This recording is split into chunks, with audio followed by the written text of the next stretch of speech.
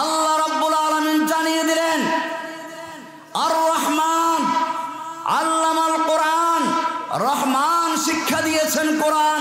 এই কোরআন যতক্ষণ পর্যন্ত শিক্ষা না করবে, সে যদিও মানুষের ঘরে জন্মগ্রহণ করেছে, তার দুটো পা থাকুক না কেন, তারপরেও সে মানুষ নয়। সে ইঁদুর হতে পারে, বাদর হতে পারে, উল্লু হতে পারে, ভল্লু হতে পারে, বাঘ হতে পারে, সিংহ হতে পারে, পেঁচা হতে পারে, ভুতুড় হতে পারে, মানুষ হতে পারে না। অর্থাৎ নিজে আল্লাহ রসুল দাবি করবো, রসুল চলাচলকে স্বীকৃতি দিল।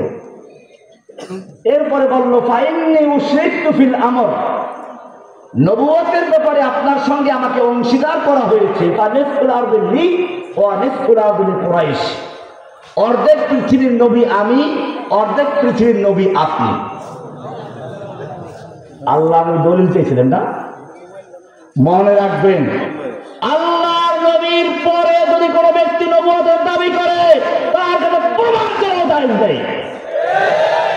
কারণ প্রমাণ চাওয়ার মানে হচ্ছে যে হ্যাঁ হতে পারে, তুমি দলিল দাও দেখি মানা যায় কিনা, এটা না? তাহলে এক ধরনের স্বীকৃতি দেওয়া হলো। আমরা আল্লাহ নবীর থেকে শিক্ষা নিয়ে কি করেছেন?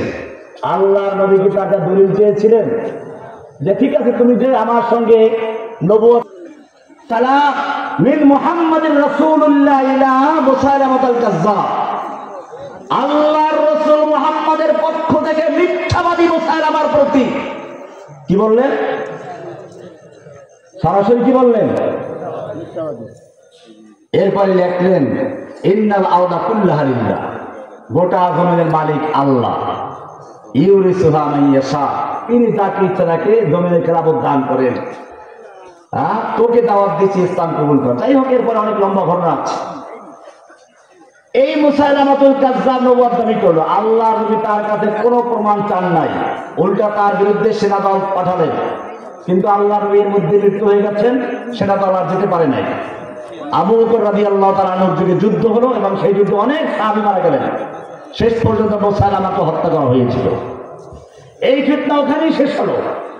আল্লাহ নবী সাল্লাল্লাহু আলাইহি ওয়াসাল্লাম ভবিষ্যৎবাণী করেছিলেন ইয়াকুনু ফি আখিরিজ জামান, খেপিয়ে দিব, সুম্মা লা ইউজাবিরুনাকা ফিহা ইল্লা কালিলা, এরপরে তারা এখানে আর বসবাস করতে পারবে না, অল্প দিনই পারবে।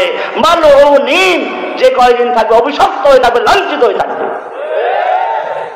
আইনামা তুকিফু, উলামায়ে কিরামদেরকে বলবো ইসমাউ, ভালো করে শুনো, মারুফ না মাজহুল?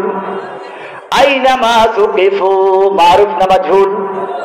কোরআনের উসলুব হচ্ছে, হুদুদের ক্ষেত্রে বলেছে আয-যানিয়াতু ওয়াজ-যানি ফাজলিদু কুল্লা ওয়াহিদিন মিনহুমা, জিনাকারিনী আর জিনাকারী ওদেরকে তোমরা পাথর মারো, ওদেরকে তোমরা জেল লাগাও।